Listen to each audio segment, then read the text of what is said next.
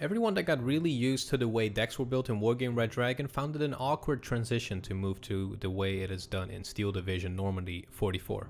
Well, if you're also looking forward to Steel Division 2 due to come out on April 4th, I do have some really good news for you. They are actually going back to the way decks or battle groups are built in Wargame Red Dragon.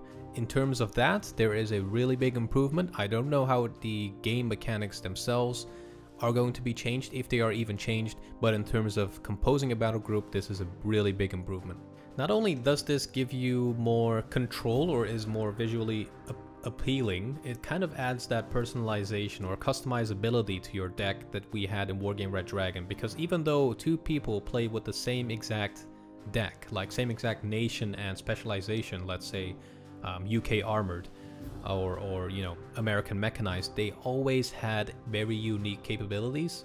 One would maybe go for more ATGM based recon or more mechanized infantry or such, and yeah, you really never knew what to expect, and that really added a huge replayability factor to the game itself. So I really hope that this is going to entice more people to keep playing the sequel in the Steel Division series.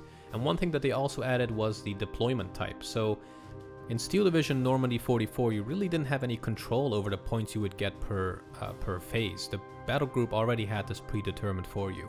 And I personally think this small detail is going to make a big difference. It just adds a whole new layer to customizability per battle group.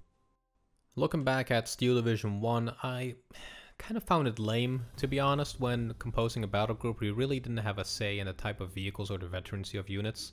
Whereas in Wargame, you could do literally anything to it. You could decide which vehicle you wanted your units in and what the veterancy of each unit was.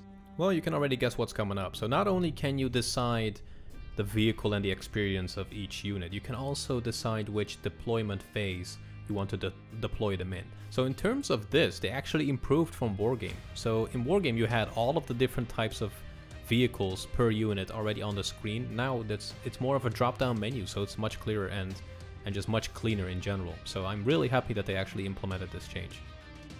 And the last major improvement that I definitely find worthy is the way that the information is displayed regarding the stats of each unit and their weapons.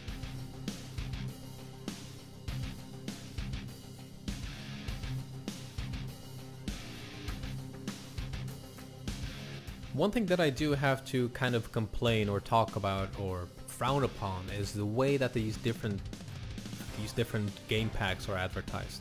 So the base game costs 40 euros, which is already quite a bit of money, but for a game like that I think it is worth it. And then you get all these packs, of which the most expensive one is literally 200% the price of the base game. And if we go through what you actually get, the Commander Deluxe is all cosmetic. You get some aces, camos, you get digital stuff, which I think, okay, it's fine. It's, you know, it's nice. You get some wallpapers, which honestly you can find that on the internet, I guarantee you. And then there's some technical sheets and streaming overlays. I don't think that is worth it. Like 10 free DLC included with any edition, you can get that with the base game anyways. You do get some early access, but you know, 2-day early access and some exclusive cosmetic stuff is definitely not worth the extra 20 bucks if you ask me. And then with the General Deluxe Edition, it does get a little bit interesting. So you get some strategic campaigns, some new divisions, and you know, some new nations and such, and some new units for the history packs.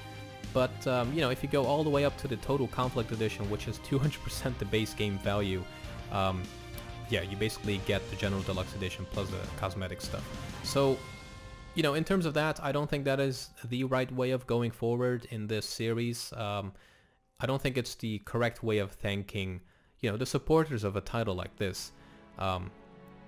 Since, you know, already this gamer community is already quite concentrated. Like, not everyone likes a really realistic RTS or any realistic game whatsoever. It's all about, you know, PUBG and Fortnite crap.